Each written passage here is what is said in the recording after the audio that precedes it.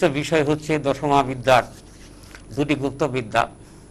আপনারা সবাই জানেন দশমা বিদ্যার মা কালীর 10টা রূপ আছেন।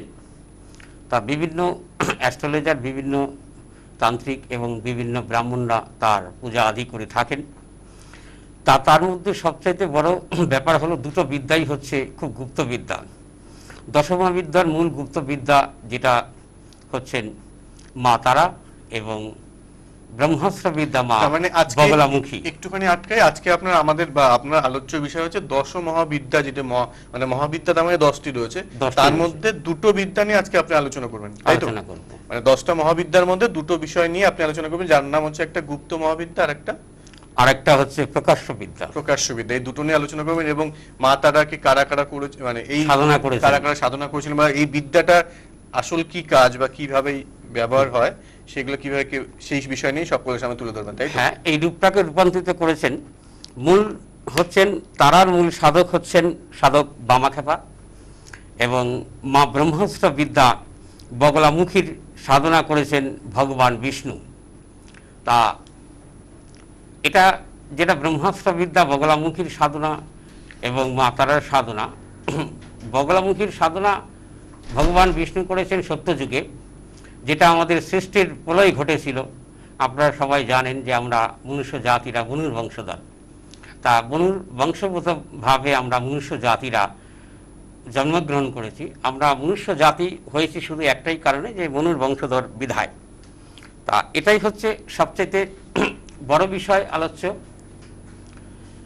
ভগবান বিষ্ণু ব্রহ্মাস্ত্র বিদ্যা বগলামুখীর সাধনা করেছেন সৌরাষ্ট্রের হরিদ্রা সরোবরে।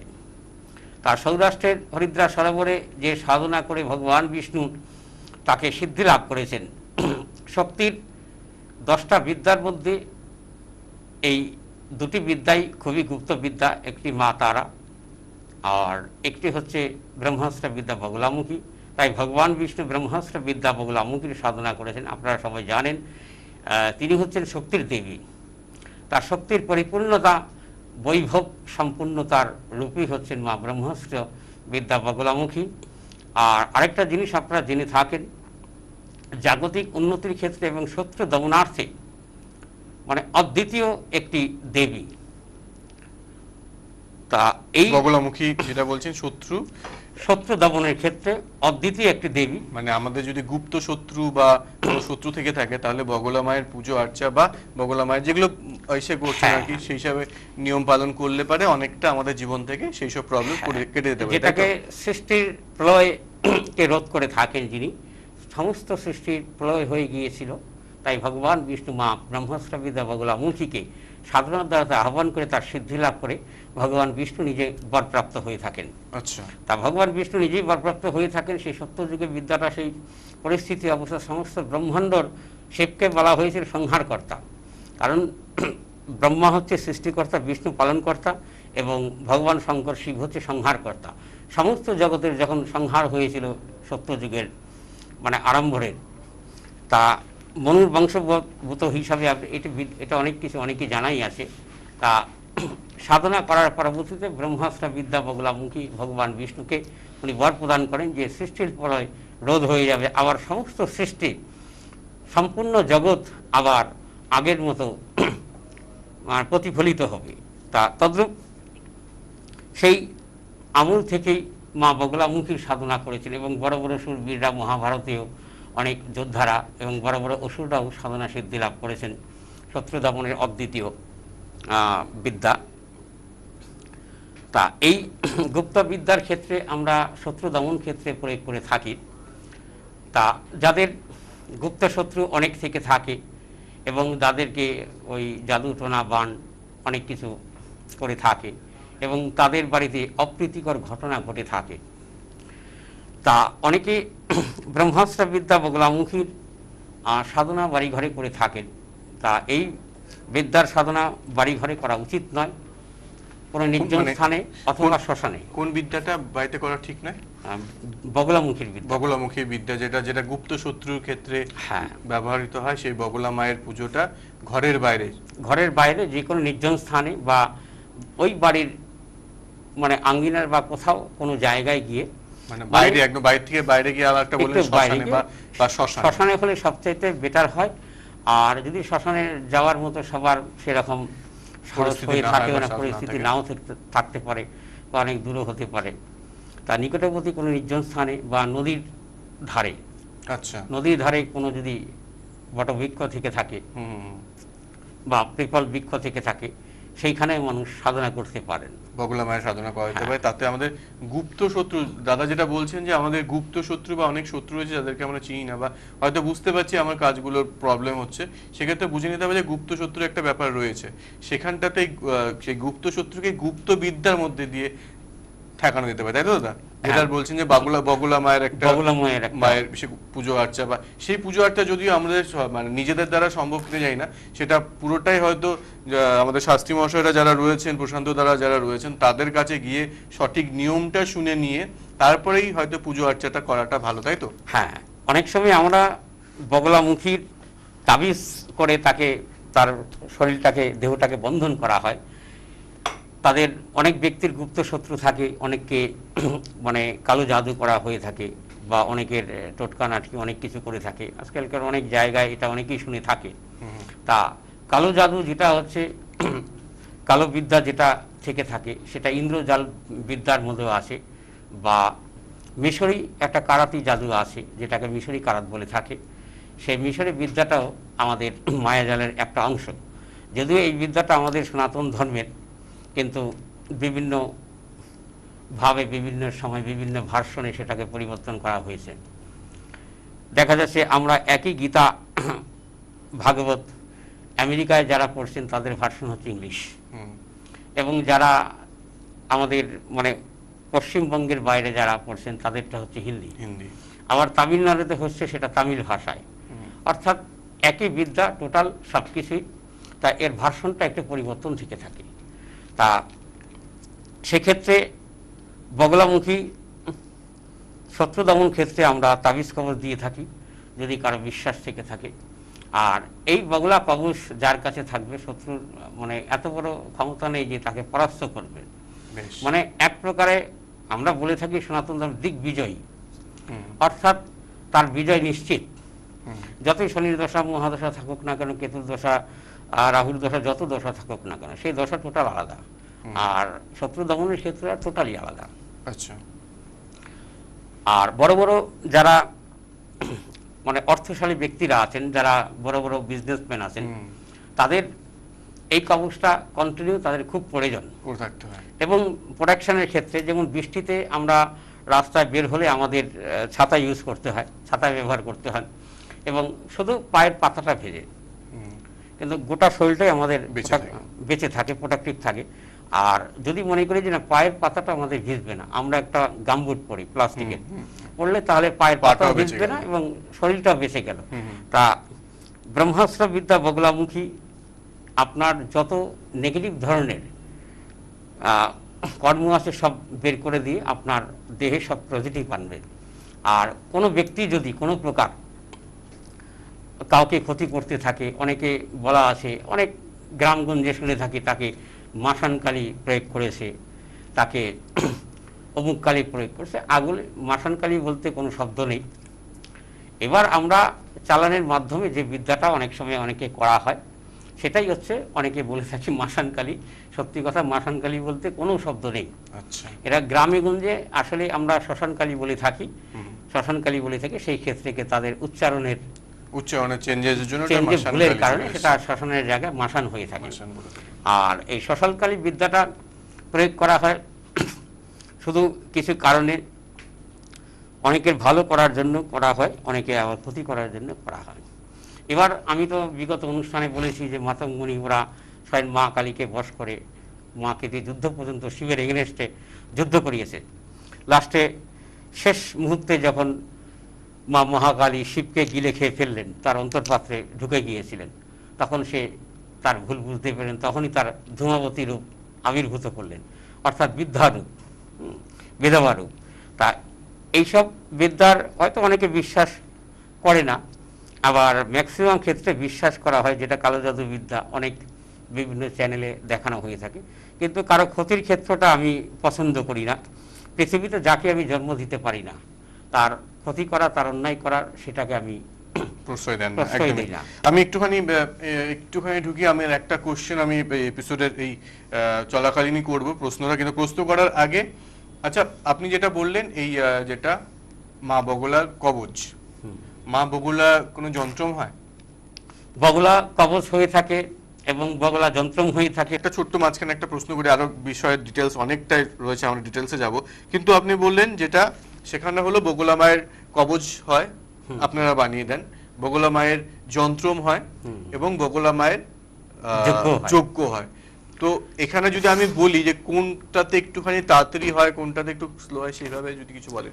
এবার দেখা যাচ্ছে শত্রু দমন ক্ষেত্রে এবং বগলা কবচও আমরা তো দিয়ে থাকি 100%, এবং বগলামুখী যজ্ঞ করে থাকি বিভিন্ন অমাবস্যাতে।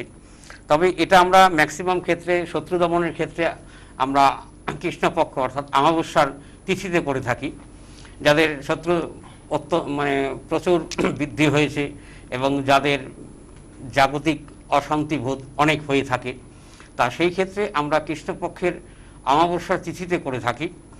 আর আধ্যাত্মিক উন্নতি, অর্থনৈতিক উন্নতির ক্ষেত্রে আমরা শুক্লপক্ষে করে থাকি, পূর্ণিমা তিথিতে। তা এই যজ্ঞটা ম্যাক্সিমাম ক্ষেত্রে আমার হয়ে থাকে তারাপীঠ মহাশ্মশানে। তারাপীঠ মহাশ্মশানে যেখানে সতীদেহ কথা হয় সেই জায়গাতেই আমি সেই যজ্ঞটা করে থাকি। আর সবচেয়ে বড় বিষয়, এই যজ্ঞটা যখন আমি শুরু করব আরম্ভের থেকে শেষ অবধি, যে ক্লায়েন্ট যারা আমার সাথে যাবে তারা বুঝতে পারবে মা সেখানে আবির্ভূত আছেন, উপস্থিত আছেন, মানে যে কোনো রূপে মা যে কোনো রূপে সেখানে আবির্ভূত আছেন। তা এটা অলৌকিক বিষয়, এটা অনেকে বিশ্বাস করে থাকেও না। এবং আমি দীর্ঘ কিছুদিন আগে একটা বাড়িতে যজ্ঞ করেছিলাম বগলামুখীর, তার বিশাল বড় জায়গা আছে, এবং অগ্নিরূপে মা বগলামুখী আবির্ভূত হয়েছিলেন, এবং সেই ভিডিওটা আমার কাছে আছে। যদি সৌভাগ্য যদি হয় কখনো আমি ওপেন দেখিয়ে দিব একদম। এবং অগ্নিরূপে মার যে বিকট রূপ ধারণ করেছিলেন, সেই বাড়ির ম্যাক্সিমাম ব্যক্তি ভয় পেয়ে গিয়েছিলেন, মানে অসম্ভব বিষয়। এবং প্রত্যেক মানে ভাদ্র মাসের অমাবস্যার যে কৈশিক অমাবস্যার তিথিতে আমার বগলামুখী যজ্ঞ হয়ে থাকে, সেটা তারাপীঠ মহাশ্মশানে। অনেকেই অনেক ধরনের যজ্ঞ করে থাকেন, কিন্তু বিষয়টা টোটালি সম্পূর্ণ আলাদা। আর আমাদের বগলামুখী টোটাল সম্পূর্ণ যে পার্টগুলো আছে টোটাল কমপ্লিট করে থাকি। আর অনেকে মনে করে 2, 4, 5, 10, 15টা মন্ত্র দিয়ে আমরা যজ্ঞ করে ফেলো, তা না, 14 থেকে 15 ঘন্টা লাগে। এই যজ্ঞগুলো পূজা পার্বণ করতে গেলে আমাকে 14 থেকে 15 ঘন্টা, মানে এই শত্রু দমন যজ্ঞর ক্ষেত্রে। এবং শুধু বগলামুখীতে শত্রু দমন ক্ষেত্র সেটা তা নয়, জাগতিক উন্নতি এবং আধ্যাত্মিক উন্নতি। এবং আমি বেশ কয়েকটা ব্যক্তিকে আমি বিগত এই বৎসরের মানে এই গত বছরের আগের বছরে আমি করে দিয়েছিলাম। তা ছেলেটার অনেক বছর ধরে, প্রায় 15-16 বছর ধরে তাদের সন্তানাদি হচ্ছিল না। তা আমাকে বলেছিল এটাকে আবার একটা সন্তান সম্ভাবা যজ্ঞের একটা পাঠ। আচ্ছা, মানে অনেক কিছুই হয় মা বগলা সন্তান সম্ভাবা যজ্ঞের একটা পাঠ, যেটা মানে মহাভারত কালে করেছিল। আগেকার দিনে যে এখন যেমন মাতৃগর্ভে সন্তানরা হয়ে থাকে, তা আগেকার দিনে মাতৃগর্ভে সন্তান হতো না। বিভিন্ন মহাপুরুষ মুনি ঋষিদের এনে যজ্ঞ করানো হতো। যেমন মহাভারতেরও যেমন ধৃতরাষ্ট্রের শতপুত্র, তা শতপুত্র তো মাতৃগর্ভে হয়নি, সেটা সন্তান সম্ভাবা যজ্ঞের মাধ্যমে তাদের উদয় হয়েছে। মানে যে ব্যক্তি যেই কর্মটা করাবে তার কামনাটা বাসনাটা যেরকম থাকবে ঠিক সেই রকম ফলটাই সে পাবে। তা একজন গিয়েছিলেন যে তার বিজনেস ডেভেলপমেন্ট হচ্ছে না, 1 বছরে সে যেই জায়গায় পৌঁছে গিয়েছে হয়তো একটা মানুষ 10 বছরে সেই জায়গায় পৌঁছতে পারে না। আর 14-15 বছরে তার সন্তানের মানে না হওয়ার যে একটা সমস্যা, মানে ভারতবর্ষের এমন একটি জায়গা নেই যে ডাক্তার কবিরাজ না দেখিয়েছে, কিন্তু সেই কামনা করেই সে গিয়েছে, সেটাই পেয়েছে। আমার কোনো ব্যক্তিগত কোনো ক্ষমতা নেই, যাই কিছু ফল দিয়েছে আমি হচ্ছে পূজারী, এক প্রকারে তার দ্বার রক্ষী। তা এই জায়গার ক্ষেত্রে যে ধরনের ফল আশাতীত করবেন ঠিক সেই ফলটাও পাবেন। আর জনমকুণ্ডলীতে যাদের অনেক ধরনের দোষ থেকে থাকে, আমরা আংশিক মানে নবগ্রহের সাথে আংশিক মা বগলামুখীর যজ্ঞ করে থাকি। এবং সেই ক্ষেত্রে বিবাহ এবং চাকরি তার সবই কমপ্লিট হয়। তার মানে আজকে আমাদের এই দশ মহাবিদ্যার যে বিদ্যাগুলো আলোচনা করেছেন, আমাদের গুপ্ত বিদ্যা রয়েছে এবং সেখান থেকে মা বগলা মায়ের পূজার ব্যাপারটা রয়েছে এবং সেখান থেকে গুপ্ত শত্রু শুধু নয়, প্রথম দিকে আমরা শুনছিলাম শুধু গুপ্ত শত্রু, কিন্তু এখন আস্তে আস্তে আমরা জানতে পারছি যে শুধুমাত্র গুপ্ত শত্রু নয়, সেখানে আপনার জাগতিক এবং নিজের পরিবারেরও আর্থিক সব রকম এবং সন্তান সম্ভব সব রকম ভাবেই মা বগলার এই পুজো আড্ডা বা যজ্ঞ আদি করলে পারে মানুষের জীবনে বা সকলের জীবনে উন্নতি আসতে পারে, তাই তো? হ্যাঁ, আমরা 51টা ধরনের বগলামুখী যজ্ঞে তার আশাতীত ফল রয়েছে, কিন্তু 51টা ধরনেরই তাকে 51 মন্ত্রী তাকে যজ্ঞ করতে হবে। আচ্ছা, এই বগলামুখীর যজ্ঞে বা পূজা আশ্রয় 51 ধরনের ফল দিয়ে থাকেন মা। আচ্ছা, 51 ধরনের, কিন্তু আমি 2টা ধরনের প্রয়োগ করলাম 2টা ফল হবে, 5টা প্রয়োগ করলে 5টা ফল হবে, 10টা প্রয়োগ করলে 10টা ফল হবে। এবার 51টা প্রয়োগ একদিনে সম্ভব না, সেটা মিনিমাম 7 দিনের প্রয়োজন হয়। আর বর্তমান আমাদের যেহেতু কলিত অন্নগত প্রাণ না খেলেই মারা যায় মানুষ, তা এটাই হচ্ছে সবচেয়ে বড় বিষয়। তা খুব আমরা 11 ধরনের প্রয়োগ করে থাকি। আচ্ছা, 14-15 ঘন্টা সময়ের মধ্যে 11টা বগলামুখীর প্রয়োগ করে থাকি। সেটা হচ্ছে ভাদ্র মাসের অমাবস্যাতে বা সেদিনও হয়ে থাকে, এবং মা যেদিন বাৎসরিক কালী পূজা হয়ে থাকে কার্তিক মাসে দীপানিতা, তা দীপানিতার কালী পূজা আমরা প্রয়োগ করে থাকি, মানে কিছু কিছু বিশিষ্ট দিনে। মানে এই দিনগুলো যজ্ঞ করলে মা 100%-এর মধ্যে 100% আবির্ভূত হবেই, ফলও দিয়ে যাবে। আর ফল তো দিবে, এটা কোনো ভুল নেই। ওখানে বসে থাকলে কিছু না চাইলেও সে ফল পাবে। হয়তো কেউ আছে একটু শখ, মানে একটু দেখার জন্য, যজ্ঞ দেখার জন্য বসে আছে, দেখার জন্য যেয়ে থাকি। তা আমি এরকম কালী পূজাতে যজ্ঞ আমি করে থাকি এবং ওপেন মাঠের মধ্যে করে থাকি। সেখানে অনেক মানে কয়েক হাজার লোক হয়ে থাকে, মানে সব বললে ভুল হবে, কয়েক হাজার, এবং সেই জায়গায় মানে পা ফেলার পর্যন্ত জায়গা থাকে না। এবং যারা মানে বগলামুখীকে আবার স্তম্ভনে, অর্থাৎ সময়ের গতি রোধ করার ক্ষেত্রে সেই যজ্ঞটা করা হয় স্তম্ভন কর্ম। যেমন একটা গাড়ি যাচ্ছে, তার ব্রেকটা আটকে দেওয়া হলো, সেটাকে বলা হয় স্তম্ভন, স্টপ।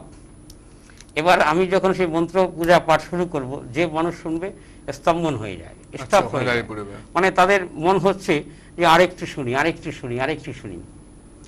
আর যে ব্যাস আসনে বসে যে মন্ত্র স্তব পূজা আদি আমি করে থাকি, তা সেই সময়টা হয়তো আমার নিজের প্রতি নিজের কোনো কিছু মনে থাকে না, নিজেকে ভুলে যাই। হয়তো পরের দিন হয়তো রোডে রাস্তায় বের হলাম বা কোনো একটা বিষয় হলো, তখন মানুষজন বলে, দাদা আপনি কি পাঠ করেছেন বা কি যে করেছেন আপনি নিজেও জানেন না। তা তদ্রূপ বিভিন্ন ধরনের আশাতীত মা ফল দিয়ে থাকেন। তা যাদের ইচ্ছা, আমি করে অনেক যজ্ঞ করে থাকি। এমনও দিন গিয়েছে তারাপীঠে আমি, মানে এখন তো জাস্ট এই করোনার কারণে এটা হচ্ছে না, তা ভোর 3টাতে গাড়িতে উঠেছি, পরের দিন আবার ভোর 3টা বাজে এসে নেমেছি, 1 মিনিটের জন্য ঘুম হয় না। 1 মাসের 10 দিন 12 দিন তারাপীঠে পড়ে থাকতে হয় আমাকে এই শত্রু দমন যজ্ঞের ক্ষেত্রে। এবং অর্থনৈতিকের ক্ষেত্রে তো অদ্বিতীয়, এবং শত্রু দমনের ক্ষেত্রে অদ্বিতীয়। আর যাদের অল্প আয়ু থেকে থাকে, অনেকে মনে করে থাকে যে আমরা মহামৃত্যুঞ্জয় যজ্ঞ করলেই তার হয়তো আয়ু বৃদ্ধি হবে। আসলে মহামৃত্যুঞ্জয় যজ্ঞ করলে যে তার আয়ু বৃদ্ধি হবে সেটা কোনো বিষয় না।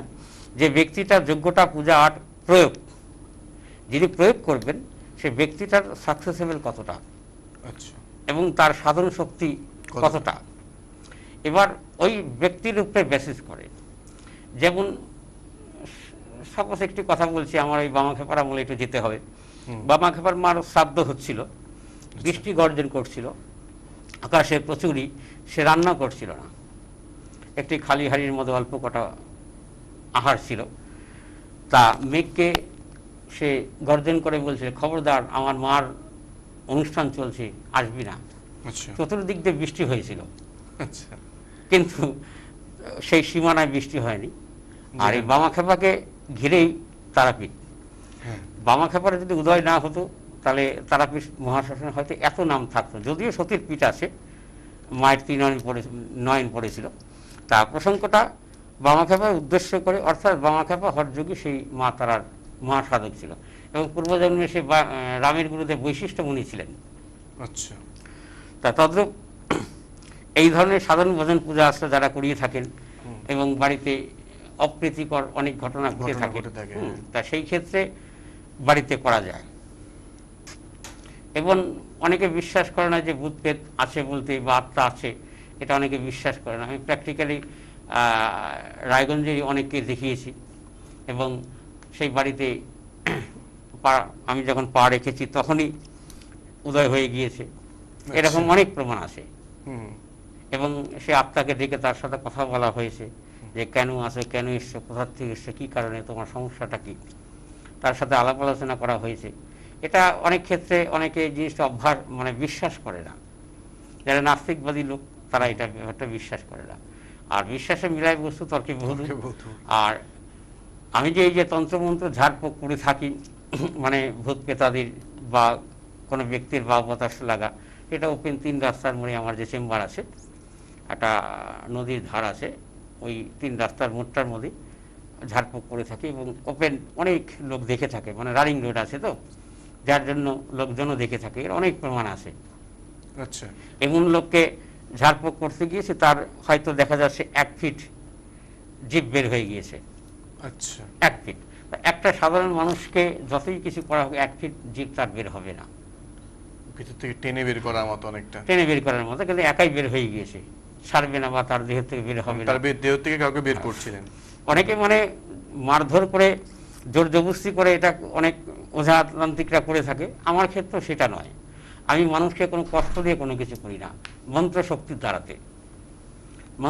দ্বারাতে করে থাকি। যখন আমি মন্ত্র উচ্চারণ করব বা বৈদিক তন্ত্র প্রয়োগ করব, অটোমেটিক তার আসরিক প্রবৃত্তির যে আত্মার সিমটমটা উদ্ভাসিত হয়ে যাবে, জেগে উঠবে আর কি। ভেতর থেকে টেনে নিয়ে আসার মতো আর কি, ঘায়ে হাত পা দিয়ে না, শুধু মন্ত্র শক্তি দিয়ে অনেক কিছু হয়ে যায় আর কি। যাক, আজকে যেসব বিষয়গুলো আমরা আলোচনা করলাম আর কি, এখনো যদি আলোচনা কিছুটা বিষয় রয়ে গেল, আমাদের হাতে অল্প একটু সময় রয়েছে, 2 মিনিটের মতো সময় রয়েছে, এবং সেই 2 মিনিটের মধ্যে যদি এই আলোচনাটা 10 মহাবিদ্যালয় গুপ্ত বিদ্যা নিয়ে যদি আরো কিছু বলার থাকে দাদা, তাহলে বলতে পারেন। না হলে আমরা 10টা বিদ্যার মধ্যে আমরা 10টা দেবীর নাম বলছি আমি। 10 মহাবিদ্যা 10টা দেবীর যে আমরা সাধনা করে থাকি, সেটা হচ্ছে কালী, তারা, ষোড়শী এবং ত্রিপুর সুন্দরী, ছিন্নমস্তা মাতঙ্গী, ভুবনেশ্বরী, ভৈরবী, ধূমাবতী, বগলামুখী। অর্থাৎ ধূমাবতী যাকে বলা হয় তিনি হচ্ছেন সংহার ভৈরবী। আমাদের সনাতন ধর্মের সংহার ভৈরবীর কথা বলা আছে এবং সংহার ভৈরবের কথা আছে। এবং সংহার ভৈরব, ভীষণ ভৈরব, যেটা আমাদের বগলামুখীর মূল ভৈরব, আমরা ভীষণ ভৈরবের এবং সংহার ভৈরবকে আহ্বান করে থাকি। তা সংহার ভৈরবকে যখন আমরা আহ্বান করব, ভীষণ ভৈরবকে যখন আহ্বান করব, প্র্যাকটিক্যাল একটি প্রমাণ দিয়ে যাবে। আচ্ছা। প্র্যাকটিক্যাল একটি প্রমাণ দিয়ে যাবে যে এই জায়গায় এই যজ্ঞটা হচ্ছে, এই অনুষ্ঠানটা হচ্ছে, এবং যারা বসে থাকবেন এই যজ্ঞ অনুষ্ঠানে, যাদের উদ্দেশ্য করা হবে, তারা একদম প্রকৃত একটি মানুষের যেমন রূপ থাকবে বা বিভিন্ন রূপে তারা এটা বুঝে যাবে যে আমার যজ্ঞটা সাকসেস হলো কিনা, পরিপূর্ণতা হলো কিনা। আর সবচাইতে বড় বিষয়, একমাত্র সাত্ত্বিক নিয়মে তন্ত্রযজ্ঞ, মন্ত্রযজ্ঞ আমি করে থাকি। এবং অনেক সাধকরা যজ্ঞে কারণ ব্যবহার করে থাকে বা তারা কারণ খেয়ে, মাছ মাংস খেয়ে তারা যজ্ঞ করে থাকেন। তা আমার যজ্ঞটা সেরকম বিষয় না। যারা ক্লায়েন্ট আমার সাথে যাবেন, তারাপীঠ মহাশ্মশানে বা তাদের বাড়িতেই যজ্ঞ হবে, তাদের সেদিন নিরামিষ আহার করে, সাত্ত্বিক আহার। পৃথিবীতে তো নিরামিষ আহার বলতে কোনো কিছু নেই। আর নিরামিষ তাকেই বলা হয় যে জিনিসের প্রাণ নেই। অর্থাৎ প্রত্যেকটা জিনিসের যেহেতু প্রাণ আছে, তাকে আমরা নিরামিষ বলবো না, তাকে সাত্ত্বিক আহার বলবো। তা তদ্রূপ তাদেরকে সাত্ত্বিক আহার করে, নিরামিষ আহার করে সেই দিন তাদের নিয়ম পালন করতে হবে। এবং তারাপীঠ মহাশ্মশানে আমরা যেদিন যাব, সেদিন থেকে নিরামিষ আহার করে এবং যজ্ঞ শেষ অবধি কোনো প্রকার অ্যালকোহলই সে হতে পারবে না। এবং আমার যজ্ঞে কোনো প্রকার অ্যালকোহল ব্যবহার করা হয় না। আর সবচাইতে যারা বৈষ্ণব মতের আছেন, ঠিক বৈষ্ণব মতই আমি যজ্ঞ করে থাকি, এবং মাকে বলা হয়েছে বৈষ্ণবী।